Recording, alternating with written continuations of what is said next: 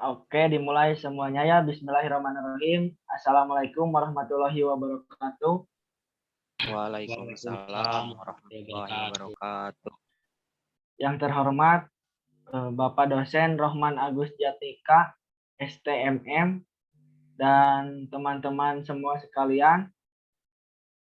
Robis Rohli Sodri Wasyirli Amri, Wahlul Uqdatan Lisani Yakobu Kauli. Puji dan syukur kita panjatkan kepada Allah Subhanahu wa taala, karenanya kita diberi kesehatan dan bisa bertemu pada kesempatan kali ini. Meskipun dalam keadaan meeting Zoom,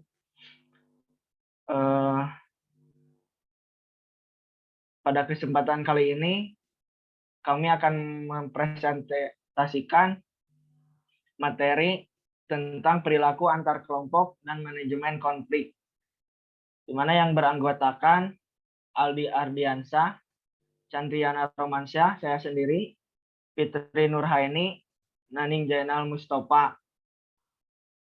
Next.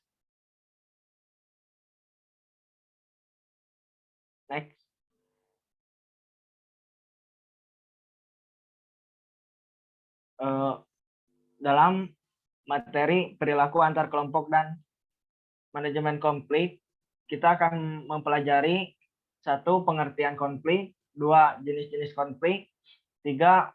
Penyebab konflik, 4. Pandangan mengenai konflik, 5. Langkah menghadapi konflik, kemudian manajemen konflik, dan terakhir pendekatan dalam menghadapi konflik antar kelompok.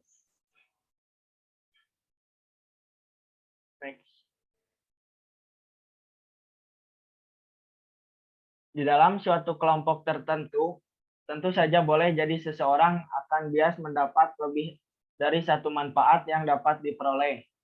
Memahami alasan-alasannya berkelompok, sebab dengan pemahaman tersebut, maka perilaku kelompok sekaligus dapat dikendalikan untuk tujuan-tujuan yang produktif.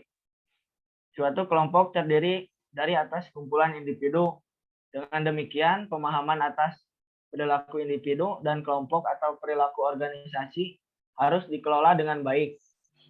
Betapapun tingginya kompleksitas yang ada padanya, sebab pada akhirnya karya atau tujuan organisasi itu tercapai melalui manusia baik secara individu atau kelompok. Oleh karena pengelolaan perilaku organisasi memiliki peran penting karena ada beberapa hal yang berkaitan dengan perilaku organisasi itu sendiri. Next.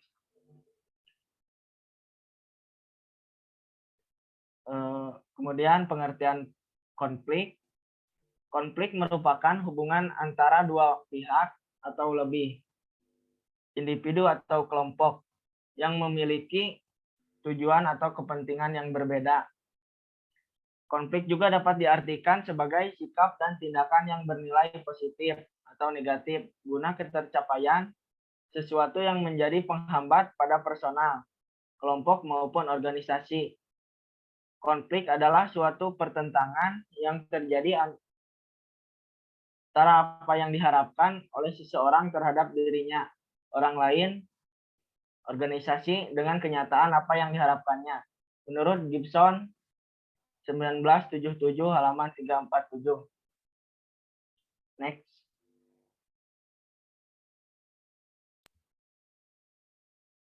Ada jenis-jenis konflik akan disampaikan oleh saudara Kang Aldi. Baik, terima kasih Kang. Saya akan menjelaskan tentang jenis-jenis konflik. Yang pertama ada konflik intrapersonal. Nah, konflik intrapersonal adalah konflik seseorang dengan dirinya sendiri. Konflik ini terjadi bila pada waktu yang sama seseorang memiliki dua keinginan yang tidak mungkin dipenuhi sekaligus. Contohnya, kita diharuskan memilih untuk membeli barang meskipun tingkat keperluannya sama, tetapi kita tidak bisa membeli semuanya, hanya bisa memilih satu.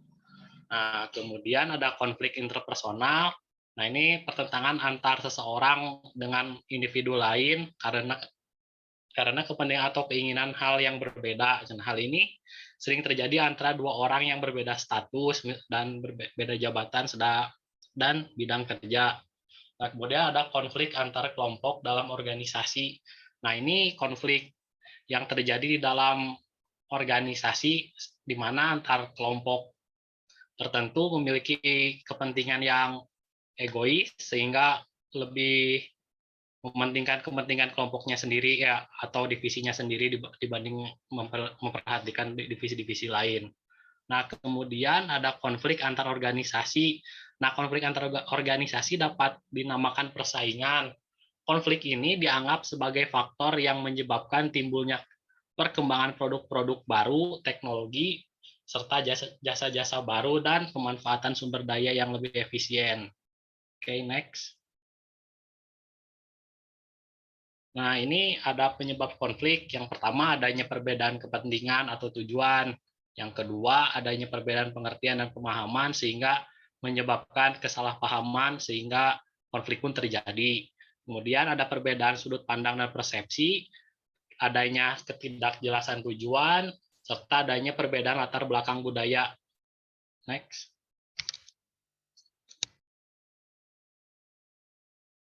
Ya, selanjutnya akan disampaikan oleh Saudari Fitri Nurhaini. Dipersilahkan. Baik, terima kasih. Di sini saya akan menjelaskan pandangan mengenai konflik. Pandangan mengenai konflik yang pertama itu pandangan tradisional, yaitu keyakinan bahwa semua konflik membahayakan dan harus dihindari. Konflik itu merusak atau mengindikasikan kegagalan fungsi di dalam kelompok. Oleh sebab itu, segala bentuk konflik harus dihindari. Kemudian yang kedua itu pandangan hubungan antar manusia, yaitu keyakinan bahwa konflik merupakan hasil alamiah dan tidak terhindarkan oleh kelompok. Konflik ini tuh merupakan gejala natural. Maka dengan itu terimalah sebagai kenyataan yang harus dihadapi. Kemudian ada pandangan interaksionis, yaitu keyakinan bahwa konflik tidak hanya menjadi kekuatan positif dalam kelompok, namun juga sangat diperlukan agar kelompok berkinerja efektif. Konflik ini tuh konflik selain positif bagi kelompok, juga perlu ada agar kelompok mencapai sasaran secara efektif. Konflik yang minimal dapat membangun kesadaran kritis, semangat, kreatif. Next. Pandangan interaksionis.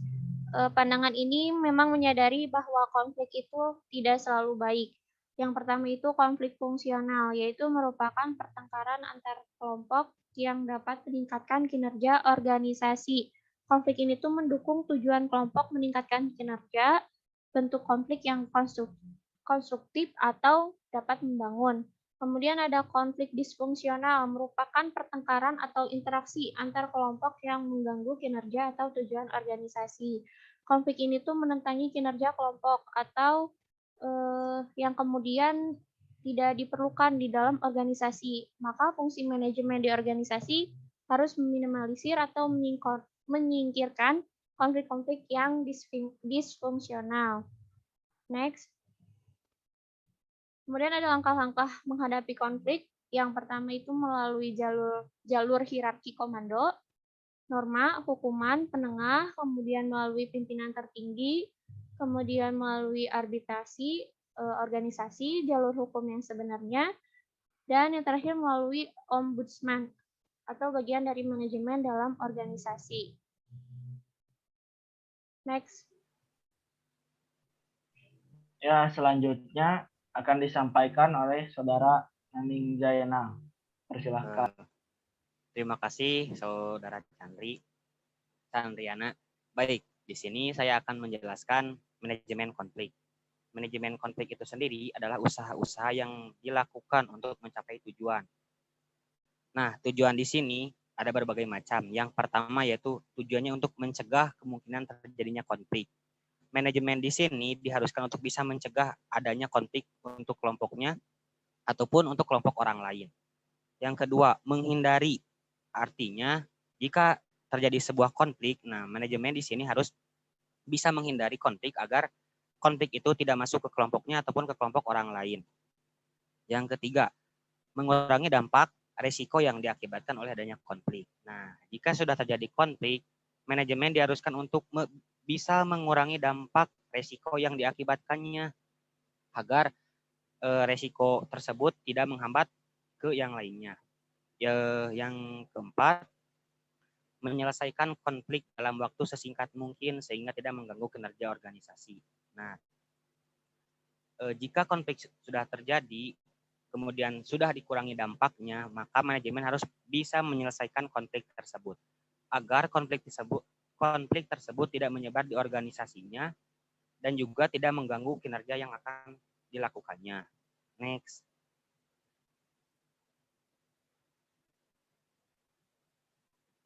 Berikutnya, semakin tinggi ketidaksesuaian di dalam mencapai sasaran akan semakin kuat pengaruh terhadap terjadinya konflik.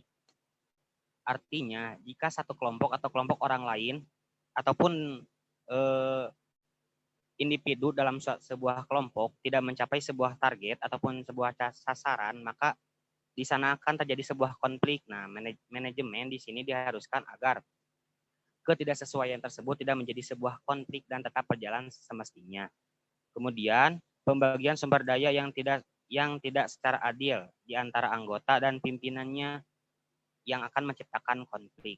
Konflik di sini bisa terjadi jika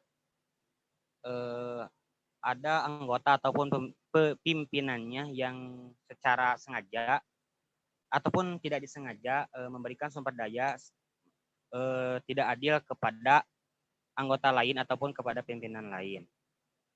Kemudian, semakin tinggi ketidakadilan, maka semakin kuat pengaruhnya yang menciptakan konflik di antara anggota kelompok dan pimpinannya. Next. Nah, di sini ada pendekatan dalam menangani konflik antar kelompok. Yang pertama yaitu pendekatan dominasi. Pendekatan dominasi yaitu menyelesaikan konflik dengan cara memberikan perhatian yang lebih untuk kepentingan kelompoknya dan memberikan perhatian yang minimal untuk kelompok orang lain. Artinya manajemen di sini lebih mementingkan atau lebih memperhatikan kepentingan kelompoknya daripada kelompok orang lain. Yang kedua adalah pendekatan akomodasi. Nah, pendekatan ini adalah kebalikan dari pendekatan dominasi, di mana manajemen lebih mementingkan kepentingan kelompok orang lain daripada mementingkan kepentingan individu ataupun kelompoknya. Yang ketiga, pendekatan penyelesaian masalah. Berusaha untuk menyelesaikan konflik dengan cara memenuhi kedua kelompok. Nah, di sini manajemen memberikan sebuah kebutuhan ataupun kepentingan untuk kedua kelompoknya. Yang keempat, pendekatan penghindaran. Pendekatan ini lebih tepat sebagai alternatif sementara. Artinya sementara di sini yaitu pendekatan ini tidak direkomendasikan untuk jangka panjang, di mana pendekatan di sini manajemen lebih menghindari konflik daripada harus menyelesaikan konflik. Yang kelima yaitu pendekatan kompromi. Sebuah cara untuk jalan tengah yang efektif apabila kedua kelompok yang sedang memiliki konflik memiliki kekuasaan yang relatif seimbang. Artinya kelompok tersebut tidak dalam suatu bidang ataupun derajat yang lebih tinggi ataupun kekuasaannya sama-sama rata dan memiliki tujuan yang sama-sama eksklusif, yaitu tujuan dari kelompok tersebut yaitu sama atau mencapai target atau mencapai tujuan. Mungkin itu yang dapat saya sampaikan. Saya kembalikan lagi kepada saudara Chandriana. Sebelumnya terima kasih. Ya, terima kasih kepada teman semuanya. Cukup sekian presentasi dari kelompok kami. Mohon maaf bila ada kekurangan dan kesalahan. Semoga bermanfaat. Wabillahi taufiq wal hidayah. Wassalamualaikum warahmatullahi wabarakatuh.